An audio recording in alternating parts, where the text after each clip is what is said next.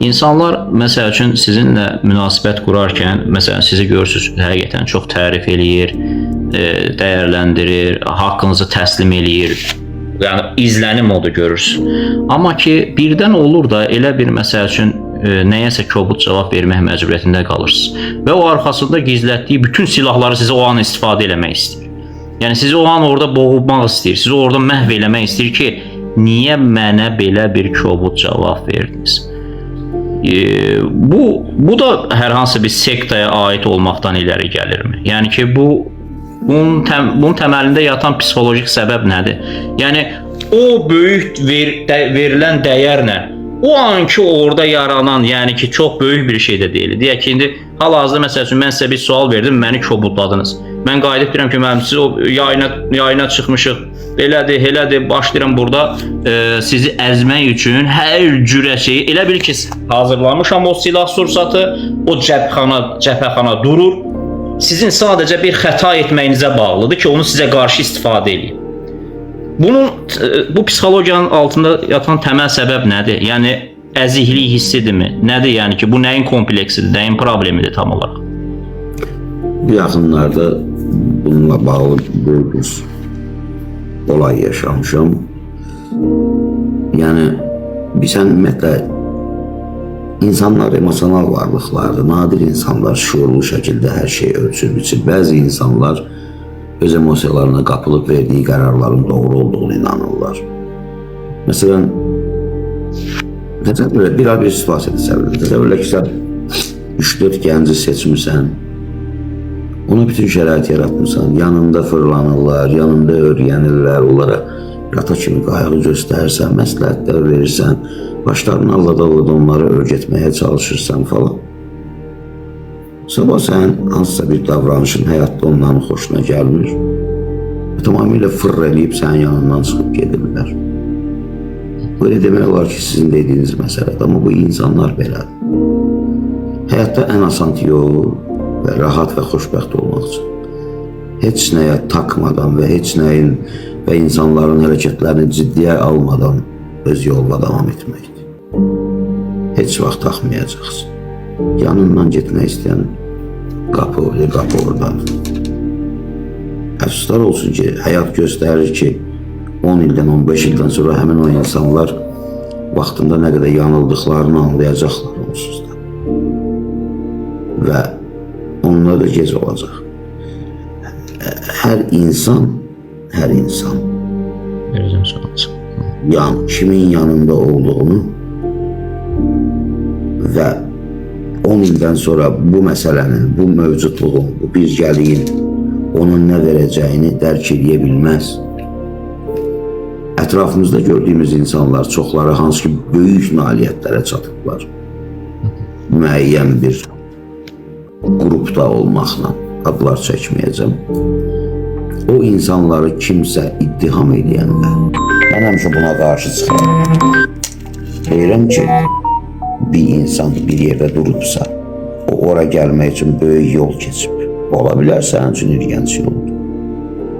Ola bilər sənin bugünkü həyat baxışından üst-üstə gəlmir. Amma sən bir insanın bir yerə varması üçün hansı əziyyətlərdən keçdiyini getməmisənsə yolu heç vaxt dərk edə bilməzsin. Yəni, ona görə baxın, yəni deməyim odur ki, hər bir insan kiminsə yanında nəsə öyrənə bilirsə, onun kampaniyasında özünü biraz balaca görməyə başlayırsa, zamanı çatanda o insanda nöqsan axtarmağa başlayır ki, öz kiçikliyini həzm edə bilmədiyi üçün öz kiçikliyini biraz dəyişə bilsin. Elementar misal çəkəcəm. Sənin üçün böyük idollar, böyük insanları özün üçün təqlid vasitəsi seçib onlarla işləyəndə, öyrənməyə çalışanda onlardan nəsə. Sən onlarda kiçik nöqsanlar görəndə sevinməyə başlayırsan, bilirsən niyə? Demək yol yaxınmış. Onlar o qədər də müqəddəs deyilmişlər. Onlar o qədər də böyük deyilmişlər. Onun da səhvi var, mən ora çata biləcəm. Bəziləri isə o səhvləri şişirtməyə çalışırlar ki, daha tez çatsınlar onun səviyyəsinə. Amma bu yanlış, bu illüziyadır. Heç vaxt çata bilməz. Onda qalsa idealların da səhvləri var.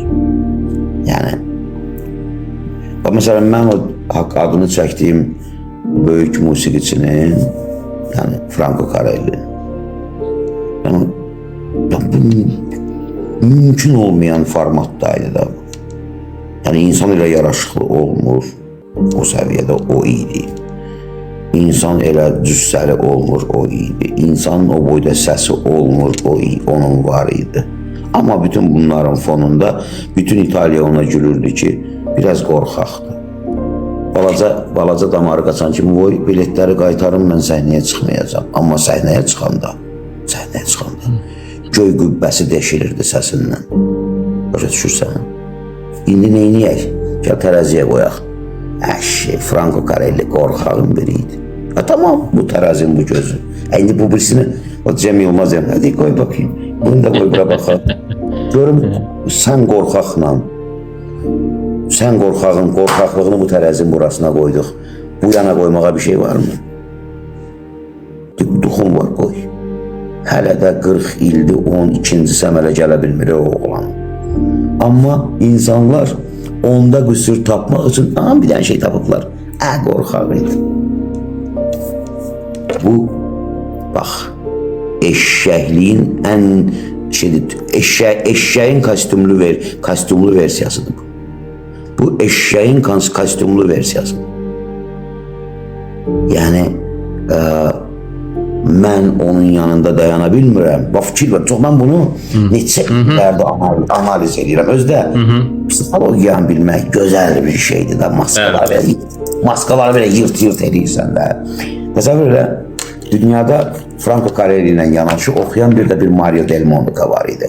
Mario Del Monaco Franco Carelli'dən bir 3 pillə aşağıda dayanmışdı. Amma o da sayılan seçilən idi. Amma Franco Carelli'nin atılan dırnağı ola bilməz. Dünyada ən məşhur müğənnilər bilirsən kimi seçəcək, bir dənə de görüm. Sual versən. İkincini bilirsən niyə? Birincini keçsələr ömür boyu, birincini seçib saysalar ömür boyu ikinci olacaqlar. Amma ikincini seçsələr birinci olmaq şansları var. Psixologiya budur, bax, bilmək budur. Of. Yəni, o ən yüksəkdə dayanandan biraz aşağıdakını seçirlər ki, buna çatmaq olacaq da, buna çata bilməyəcəklər. Onun üçün palçıq atmaq lazım bunu. Bəli. Ona palçıq atıb bunu tərifləmək. Niyə? Buna çatmaq olur, bu o qədər də bomba deyil, buna çatmaq olar. Yəni, bu hər yerdə özünü göstərir, bu dində də var bu məsələ. Bu məsələ adi həyatımızda da var. Hər yerdə bu məsələ var.